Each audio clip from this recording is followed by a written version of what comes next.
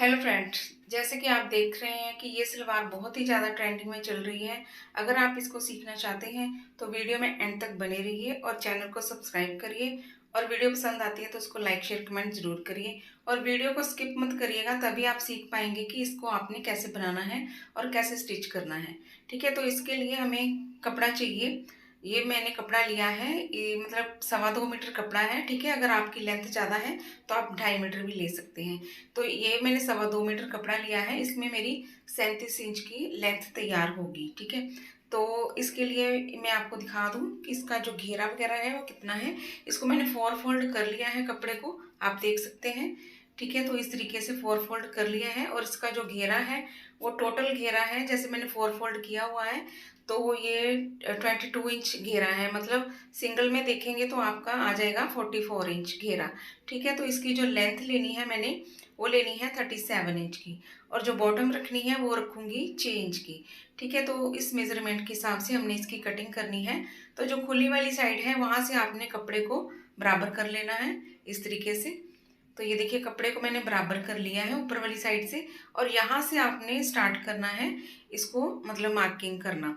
ठीक है, जो खुली वाली साइड है तो यहाँ से आपने, जैसे आपने 2 इंच की या 2.5 इंच की बेल्ट रखनी है उतना आपने ऊपर वाली साइड से छोड़ देना है।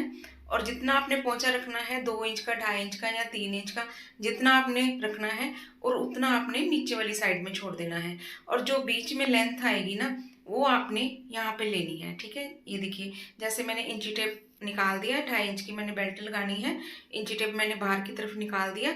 और जितनी मेरी लेंथ आ रही है 37 इंच की लेंथ चाहिए मुझे, और 37 से भी मैं 2.5 इंच मैं निकाल दूंगी, क्योंकि नीचे भी हमें 2.5 इंच का पोंचा लेना है।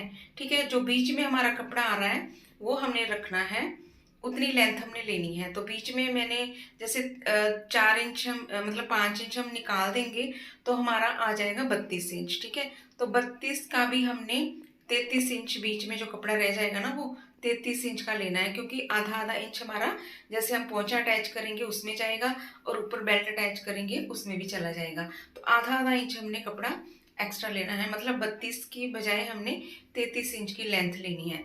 ठीक है, तो यहाँ पे ये देखिए 33 इंच की लेंथ ले ली मैंने।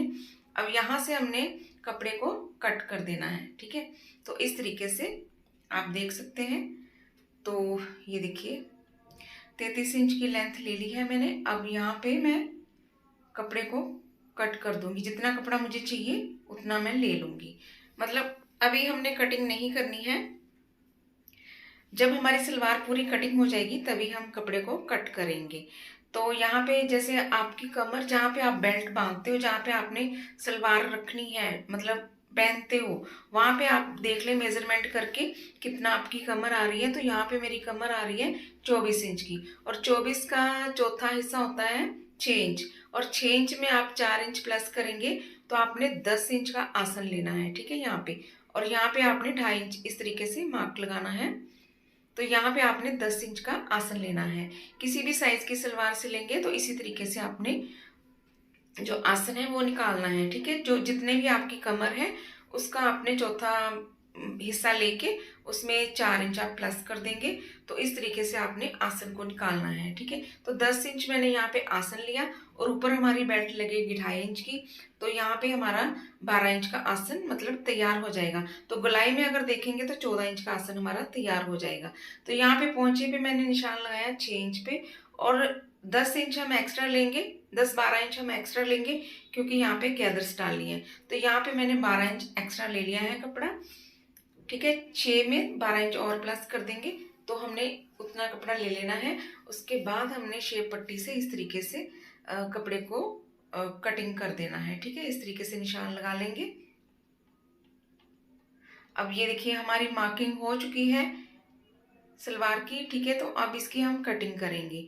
लेकिन एक बात और, जैसे आप पैंट में जो बैक साइड में 1.5 इंच या 2.5 इंच या 2 इंच बढ़ाते हैं ना, तो इसी तरीके से हमने इसमें भी 2 इंच प्लस करना है। 2-2.5 इंच हम प्लस करेंगे। जैसे हैवी साइज है तो 2.5 या 3 इंच प्लस कर दें, अगर थोड़ा नॉर्मल साइज है तो आप 2 इंच या 1.5 इंच प्लस कर देंगे। ठीक है, तो यहाँ पे मैंने 2 इंच लिया है और इसको हमने इस तरीके से तिरछा मिला देना है। ठीक है, ये बैक साइड की हमारी जो होगी मतलब मार्किंग हो गई है। अब हमने लेकिन हमने दोनों हिस्से मतलब साथ में ही रखे हैं, बैक और फ्रंट दोनों साथ में ही रखे हैं, तो हम साथ में ही इसकी कटिंग करेंगे इस तरीके से। पर जो ये जो तिरछी लाइन लगाई है ना, इसको हमने दोनों साइड हमने इकट्ठे कट नहीं करनी है, सिर्फ 2 पल्ले उठा करके ही हम कट करेंगे।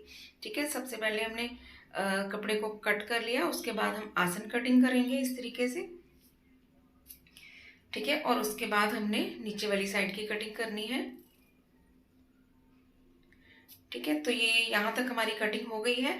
अब यहाँ से देखिए 2 पल्ले हमने उठाने हैं, ये फ्रंट वाली साइड के पल्ले हैं, और बैक वाली साइड हमने कटिंग नहीं करनी है, क्योंकि बैक वाली साइड हमें थोड़ी सी बढ़ा करके रखनी है, क्योंकि जब हम बैठते हैं ना तो हमारी पैंट या सलवार नीचे की तरफ चली जाती है, तो ये हमारा नहीं होगा। और इस मतलब ये रखेंगे तो आसन में भी हमारा खिंचाव नहीं पड़ेगा।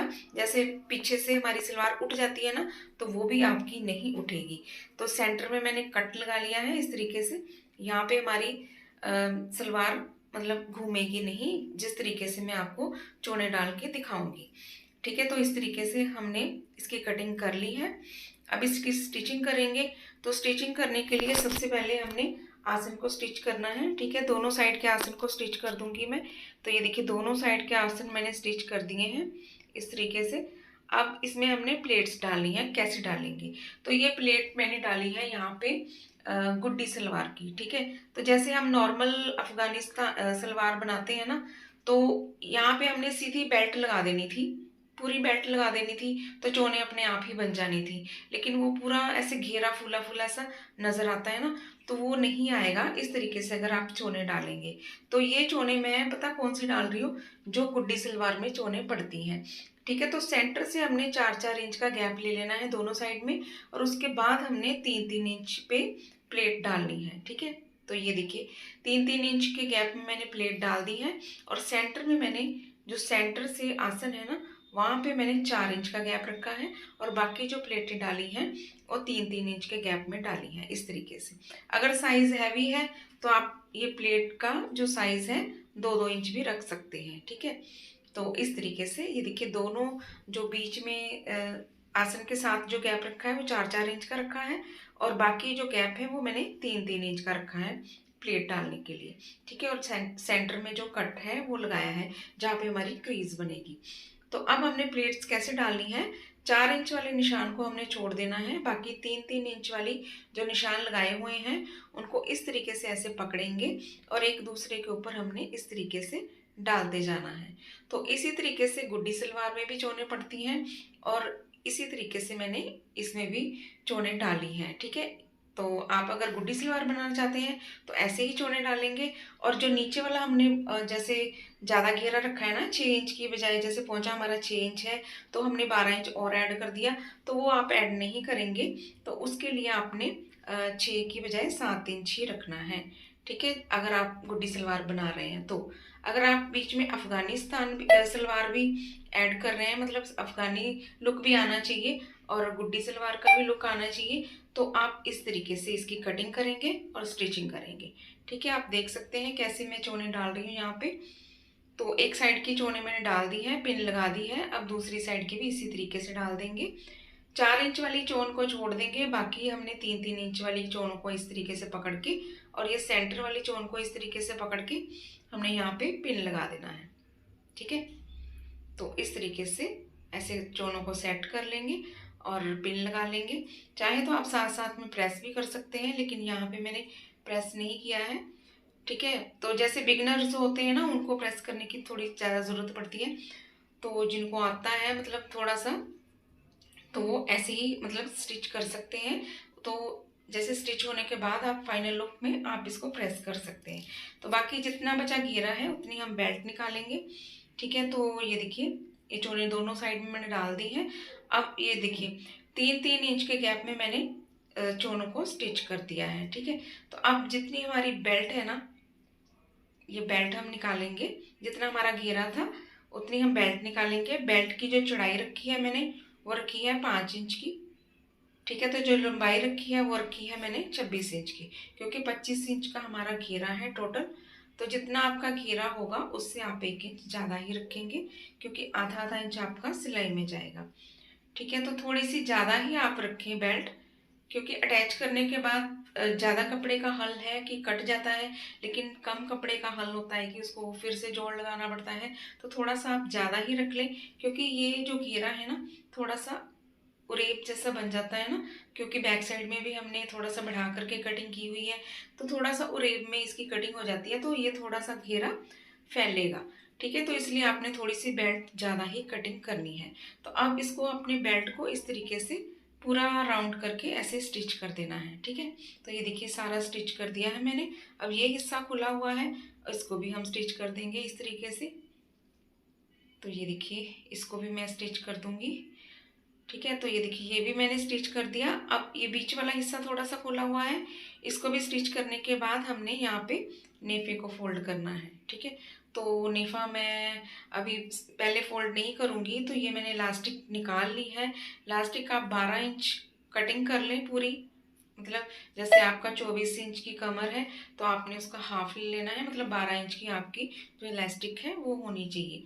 ठीक है, तो अब हमने इलास्टिक को बीच में रखना है और इस तरीके से घेरे को ऐसे फोल्ड करेंगे। ठीक है, अगर आप ऐसे करना चाहते हैं तो ऐसे कर लें, या फिर आप पहले घेरा फोल्ड कर लें, उसके बाद आप इलास्टिक सेफ्टी पिन की सहायता से परो सकते हैं, मतलब डाल सकते हैं इसमें। तो अगर आप ऐसे करना चाहते हैं, मतलब साथ में ही अटैच करना चाहते हैं, तो इलास्टिक को आपने स्टिच कर लेना है, मतलब जोड़ लेना है।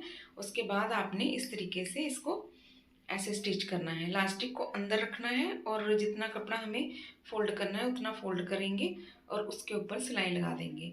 तो ये ध्यान में रखना है कि आपकी सिलाई जो है इलास्टिक के ऊपर नहीं आनी चाहिए। ठीक है, अगर इलास्टिक के ऊपर आ जाएगी तो आपकी जो इलास्टिक है ना वो खींचेगी नहीं, मतलब जो आपकी गैदर्स है ना वो बराबर नहीं पड़ेंगी। ठीक है, तो आपकी मतलब सिलाई इलास्टिक के ऊपर नहीं आनी चाहिए। तो इस तरीके से आपने सेट करते जाना है, इलास्टिक को खींचेंगे इस तरीके से। बहुत ही आसानी से इसकी मतलब लग जाती है इस तरीके से। अगर आपको ऐसा मतलब लगाना औखा लग रहा है तो आप दूसरी तरीके से भी लगा सकते हैं। पहले घेरा फोल्ड कर लेंगे, उसके बाद आप इलास्टिक को डाल देंगे। तो इस तरीके से आपने इलास्टिक को लगाना है। ठीक है, तो ये देख सकते हैं कैसे मैं इलास्टिक लगा रही हूँ, बिल्कुल इसी तरीके से लगाएंगे। इलास्टिक को खींचेंगे, फिर सिलाई लगा देंगे और फिर खींचेंगे और फिर सिलाई लगा देंगे। तो इस तरीके से हमारी जो इलास्टिक है वो लग जाती है। ठीक है, तो देख सकते हैं आप ये मेरी इलास्टिक लग गई है। अब यहाँ पे मैं इलास्टिक को इस तरीके से खींचूंगी ताकि हमारे जो गैदर्स हैं वो अच्छे से पड़ जाएं, और उसके बाद हमने फिर से इसके ऊपर एक सिलाई लगा देनी है। ठीक है, ताकि हमारी गैदर्स हैं मतलब इधर उधर नहीं जाए, एकदम परफेक्ट रहें, एक जगह पे ही रहें। अब ये देखिए ऊपर वाला हिस्सा तो हमारा तैयार हो गया है। अब नीचे वाला हिस्सा हमने तैयार करना है, और नीचे वाले हिस्से में हमने गैदर्स डालनी है इस तरीके से।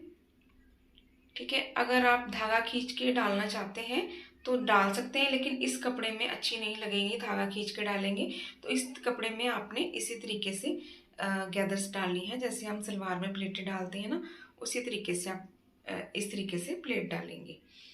ठीक है, तो जैसे कम कपड़ा होता है तो उसमें आप धागा खींच के प्लेट्स को डाल सकते हैं, जैसे मोटा बखिया करके धागा खींच के गैदर्स डालते हैं ना, उस तरीके से आप डाल सकते हैं।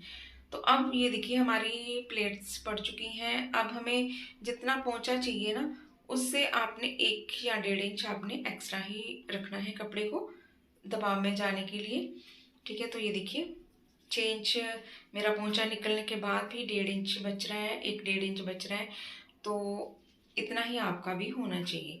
अब हमने जैसे पोंचा आपने 3 इंच का रखना है, तो आप 7 इंच की पट्टी लगाएंगे।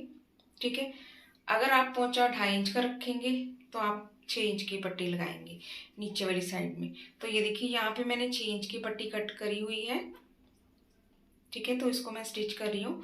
सलवार को आपने ऊपर रखना है और जो आपने नीचे वाली साइड में पट्टी रखनी है उसको नीचे रखेंगे। अगर चाहें तो आप इसमें पेस्टिंग भी ऐड कर सकते हैं। ठीक है, तो यहाँ पे मैंने पेस्टिंग वगैरह कुछ नहीं लगाई है। इस तरीके से कपड़े को ऐसे फोल्ड करना है। ठीक है, आप इसके ऊपर इसको सेट करके आप सिलाई लगा देंगे, या फिर आप इसमें अगर और भी इसको अच्छा बनाना चाहते हैं तो यहाँ यहाँ पे आप लेस लगा सकते हैं। ठीक है, कुछ भी लगा सकते हैं, डेकोरेट कर सकते हैं इस पोंचे को। जैसे गोटा पट्टी आती है वो भी लगा सकते हैं, लेस भी लगा सकते हैं, कुछ भी लगा सकते हैं। लेकिन जो मेरे क्लाइंट ने बोला है कुछ भी नहीं लगाने के लिए, इसलिए मैं यहाँ पे इसको प्लेन ही छोड़ दूँगी इस तरीके से स्टिच करके। ठीक है, तो ये देखिए इस तरीके से कपड़े को सेट करते जाना है और सिलाई लगाते जाना है।